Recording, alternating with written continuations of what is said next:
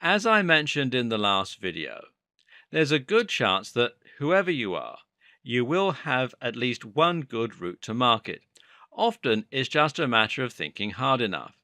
In fact, you might have several routes to market staring you right in the face, routes you might not have thought about until now. For example, it might be your friends. Now, let's say you're marketing to the gardening niche and that you know someone who runs a magazine on gardening with a readership of 5,000. This is a fantastically easy route to market for you, especially as there's probably a website with a forum involved too. Just ask nicely and see if they will cover your story. They should say yes, as this is a win win situation for you both. They get content and you get exposure. Another example might be your old college paper. If you're alumni from a university with a particularly big fashion department, then this could be the perfect place to sell your ebook on getting into the fashion industry.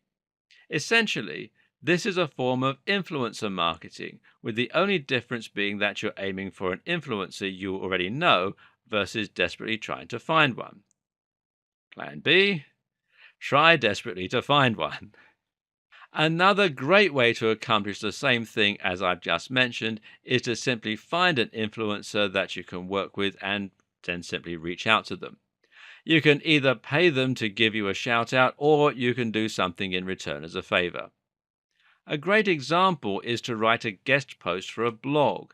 This is a strategy commonly used to build links to a website, but it can actually be just as effective when it's used as a way to get direct sales.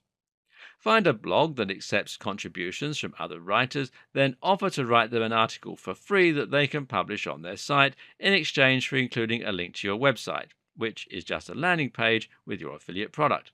If you can get on a blog with hundreds of thousands of people reading, then you can potentially get your link seen by thousands overnight, which could be enough to fix you up for life. Yes, sometimes it really does come down to that one link and that one key site. So, how do you reach these big influencers who are leading your niche? There are two strategies that actually work. The first one is to interact with them in person. Go to networking events or even hire their services. Either way, create an actual relationship in person. And the second is to build your way up. Don't approach Tony Robbins when you only have a readership of one. Instead, aim for someone much smaller and then gradually look for bigger and bigger affiliates. This way, you should always be on the level with the person you're asking for help, which means there's much more likely to be something in it for them as well as for you. It also means that you're less likely to get laughed out of their inbox.